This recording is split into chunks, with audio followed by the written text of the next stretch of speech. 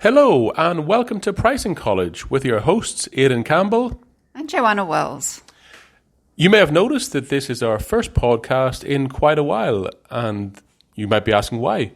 Fundamentally, the reason is that we were too busy. We were actually caught up with work at Taylor Wells, and so now we are back on track, and we've made a few adjustments basically to speed up the process.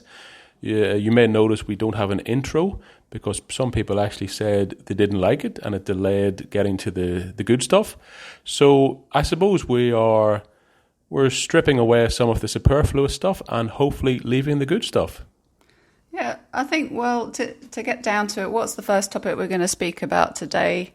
After such a long time of not being on air, we've decided to take a topic that we probably all have read about as pricing sales professionals, and that would be the Mercedes pricing model change, moving to a fixed pricing model and sales model. Before, I suppose the recommended retail prices were just that, and the franchisees could obviously use that as a benchmark, but could negotiate around those prices. Now, since a couple of weeks ago, they have launched a completely new model where the franchisees cannot do that, and the sales people in those franchisees are not happy about it because they've lost, I suppose, the compensation, benefits, and all of that negotiation power that they had in one fell swoop. Yeah, I think there's a lot of stuff going through the courts at the moment because obviously the dealerships are very unhappy. The dealerships, I believe, it'll cut their margins. That aspect of the actual structure of the pricing, we're not too sure about, but the dealerships are very unhappy. They obviously have invested in fancy showrooms, etc., and feel they're getting all their hard work is being taken away. But I suppose some of my thoughts on this are, from a value perspective, you can look at it in very many different regards.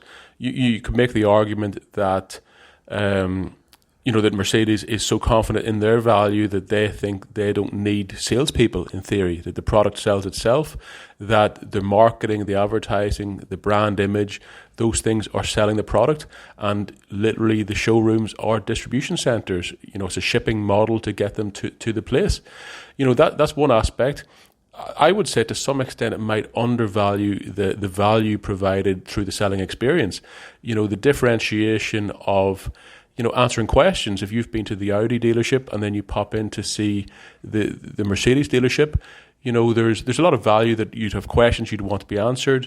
You might even trust the salesperson. You might know them previously. You might be a repeat buyer, and that gives you confidence in them. Where they're a good dealer. They're not selling lemons, as the old saying goes. And also, thinking that a car is just a single item is, to me, it's a bit foolish. There's so many slight differentiations: leather seats, colours, trims. Is it available today? Is it available to drive away? Is it a demonstrator model that's been sitting on the forecourt for a while? Is it something? There's a lot of little intangibles that I'm all for canning and cloning and selling through websites, but when you're getting to something as tangible as a car, there's a lot of stuff in there. Well, I agree with that. And when I read Mercedes' response to that very point about value and the different attributes of their cars and range, they came back and said, well, we considered that within the fixed pricing. However, the sales teams don't agree with that, and they argue that the number one value driver for customers is that ability to negotiate and search for high value cars through different franchisees. So they're claiming that yes, on a product level, i.e. the car, that may be the case, may not. But from a customer perspective, that they're missing out on a very important value driver, and that customers really want to negotiate the price on the car within a certain range, and highly value that. Now, look, when you think about that in itself, it's a little bit of a grey area, and I could see that might trouble head office at Mercedes, that having that grey sort of wide price range and ungated value proposition in the hands of sales and franchisees.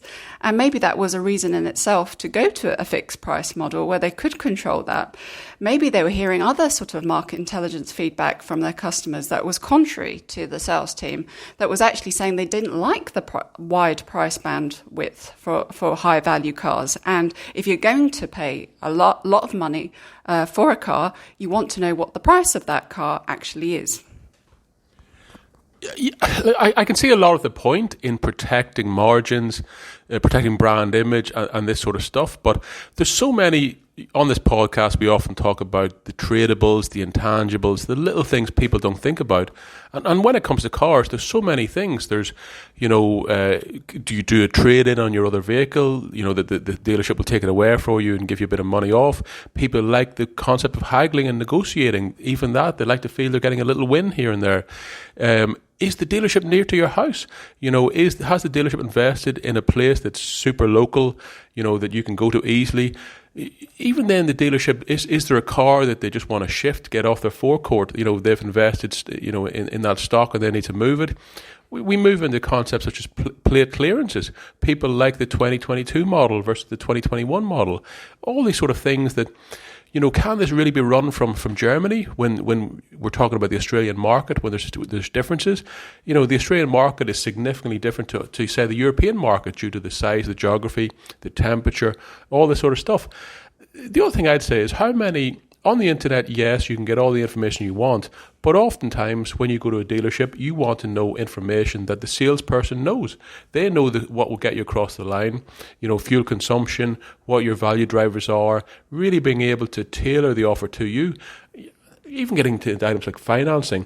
How many people go in and buy a car in cash? Can you trade on price versus for the financing aspect? All these sort of things that are... I think there's just too many things around it that in theory you could be damaging, you could be stripping away and damaging your sales force. On this podcast, we often talk about centralizing the strategy, but then decentralizing the implementation. And I think what we're doing here is we're over-centralizing, but you're damaging the actual skilled salespeople that in any market are vital.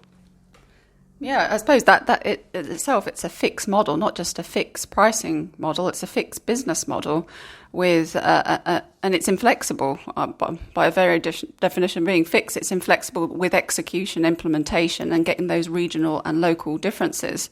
From a stock management perspective, interestingly, they are, with this new model, the franchisees no longer own the cars. Sales teams, franchisee owners are saying there's no incentive for them to shift old stock, new stock, or any stock, seeing that they don't own the vehicle, which is going to have, which I suppose was the lever that they were using during sort of the long negotiations to prevent this new pricing model over the last few months.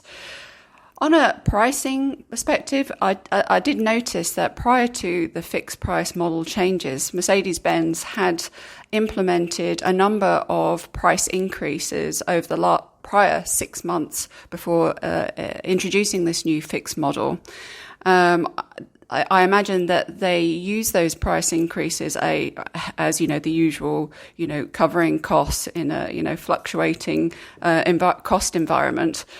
But I also imagine they did a little bit of modelling on those attributes. But I do believe that value attributes. But I do believe a lot of those value attributes were based on the product, and as Aidan was saying, have missed out on the tradables, the other things that people value, not just the price, the product, or even the brand. It's everything else around it, which is the pricing system, that architecture piece. So, yeah, in a way. Maybe looking beyond that, what could be, a broader business strategy implication of this new price model change? It could be that, they are thinking of deranging certain cars in Australia, potentially introducing a completely new look and feel, a modern Mercedes feel that is more aligned to the electronic car, the Tesla type idea, phasing out old, bringing in new, thinking about, okay, demand as well as supply, thinking about that in itself.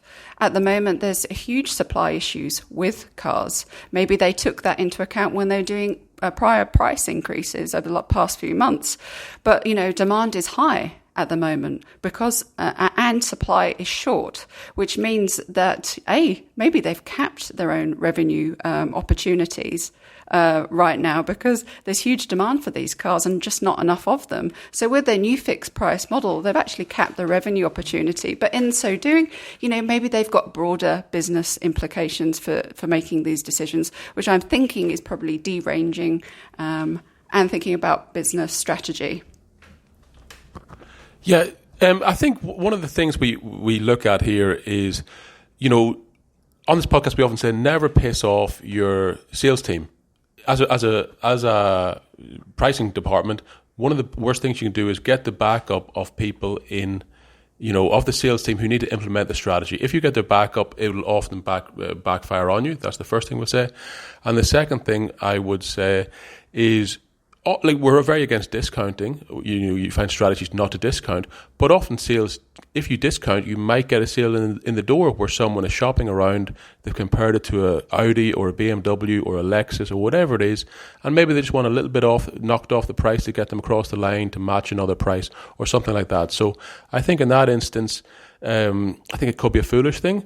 The other thing I'd say is, what is the impact this will have in the second-hand market? If you're keeping an inflated price for brand new cars, what happens to a car that was sold 2 months ago and someone needs to sell that? Will there be a significant difference in pricing in those different markets? So, I think it's a very interesting one. There could be the concept of a change in the model, the Mercedes model completely, and some newspapers have reported that potentially they're moving to electric engines and their entire model will change. Who knows?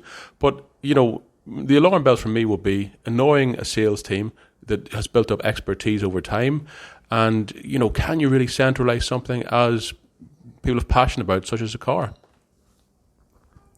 Yeah, I think we're yet to learn the real answers to all of this. I think there's going to be a lot of work, done locally to make this work, but which in itself seems hard to imagine because it's very much a centralised German strategy. So how they're going to execute this realistically in the Australian market is yet to be seen, and it's probably going to be quite difficult. But an interesting topic, and we'll probably circle back as we learn more and provide you with those insights. But up until this point, I hope you've enjoyed our conversation on Mercedes, and feel free to let us know your thoughts about this topic. If you know more, let us know. If you've got any questions, happy to answer them. All right, well, thank you very much for listening. Thanks again. Bye.